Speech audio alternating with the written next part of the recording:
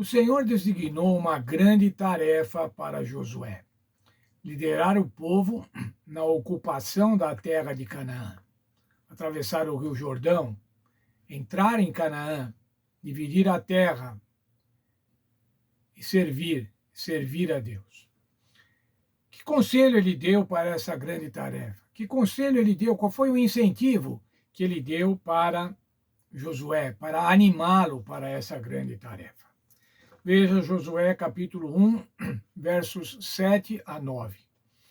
Então, somente ser forte e muito corajoso, para teres cuidado de fazer segundo toda a lei que meu servo Moisés te ordenou. Dela não te desvies nem para a direita, nem para a esquerda, para que sejas bem-sucedido onde quer que andares. Não cesses de falar desse livro da lei, antes medita nele de dia e de noite, para que tenhas cuidado de fazer segundo tudo quanto nele está escrito. Então farás prosperar o teu caminho e serás bem-sucedido. Não te mandei eu? Sê forte e corajoso. Não temas nem te espantes, porque o Senhor teu Deus é contigo por onde quer que andares. O Senhor Deus estava dizendo agora para Josué: tenha coragem para se colocar sobre a minha direção. Tenha coragem para obedecer a minha lei. A obediência redundaria em sucesso. A obediência ao Senhor Deus resultaria em sucesso. A tarefa diante de Josué envolvia desafios que pareciam insuperáveis. As muralhas das cidades de Canaã pareciam intransponíveis, e a população desta terra estava preparada para a guerra. Por outro lado, os israelitas eram nômades. Eles não tinham a menor experiência com guerra, eles não tinham nenhum armamento, nenhuma máquina de guerra. E eles iriam agora enfrentar um povo preparado, um povo que era reconhecido por saber guerrear e por vencer as batalhas. Os registros históricos mostram que nem mesmo o Egito, a maior potência da época, era capaz de dominar Canaã de uma maneira permanente. No entanto, o chamado para que Josué fosse forte e corajoso, não estava relacionado apenas às estratégias de guerra. Força e coragem eram necessários para permanecer fiel ao Torá e seus requisitos específicos, que definiam a aliança de Israel com Javé, o Senhor. Era necessário, agora, que ele fosse obediente à aliança. A razão da força e coragem tinha a ver com a fé na palavra do Senhor. Força para ser fiel à aliança do Senhor. As batalhas de Josué e do povo do Senhor eram militares e espirituais.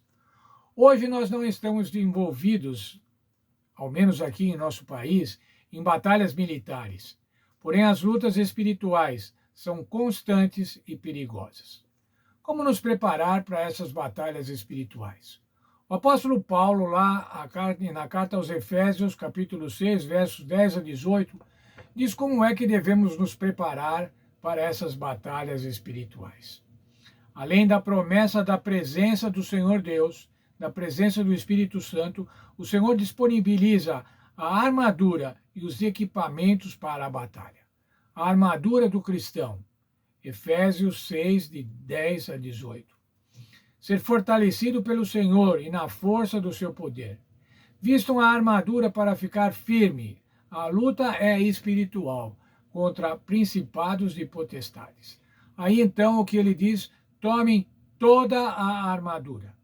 A couraça da justiça, o calçado da pregação do evangelho, o escudo da fé, o capacete da salvação e a espada do Espírito, que é a palavra de Deus. Além disso, constante oração, vigiar com perseverança, para poder participar dessas batalhas espirituais. Uma batalha militar, os soldados têm que estar vigiando, tem que haver pessoas específicas cuidando para ver o que está acontecendo, para ser dos posicionamentos e das ações dos inimigos, vigiar com perseverança. Hoje, ao cumprir a missão que Cristo nos confiou, enfrentamos desafios semelhantes aos de Josué. Precisamos travar uma guerra contra as nossas próprias tendências pecaminosas e contra os poderes e as autoridades espirituais desse mundo de trevas. Sabe, irmãos, a nossa batalha espiritual começa no nosso coração, começa na nossa mente.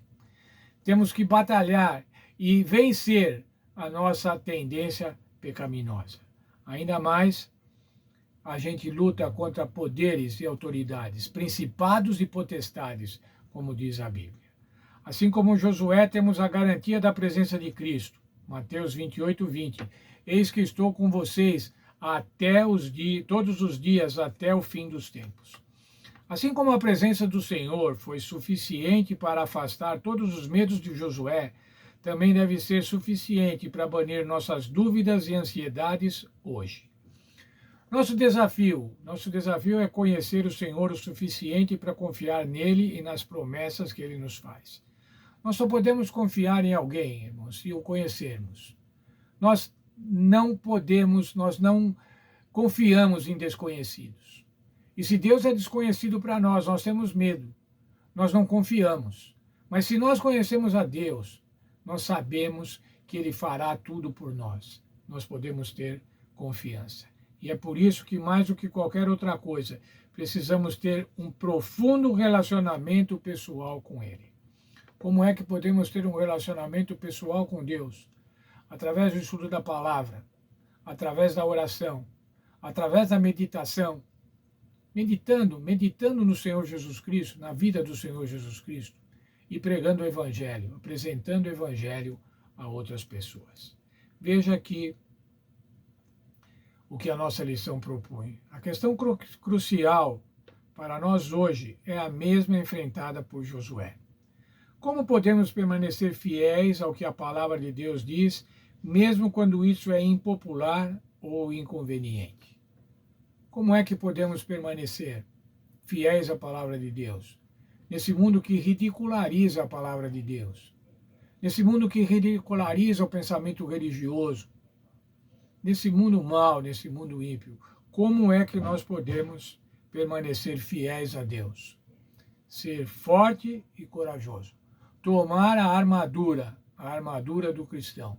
Aí então, como diz aqui o verso 2, o verso 8, aliás, então farás prosperar o teu caminho e serás bem-sucedido. O Senhor nos dá a receita para sermos bem-sucedidos. Ele quer que nós sejamos bem-sucedidos. Se você tem filho, você deve saber entender isso perfeitamente bem, filhos e netos. Você não quer que ele seja bem-sucedido? Pois assim é nosso Deus Pai. Quer que nós sejamos bem-sucedidos. E Ele nos dá toda a segurança para que a gente seja forte, corajoso e bem-sucedido.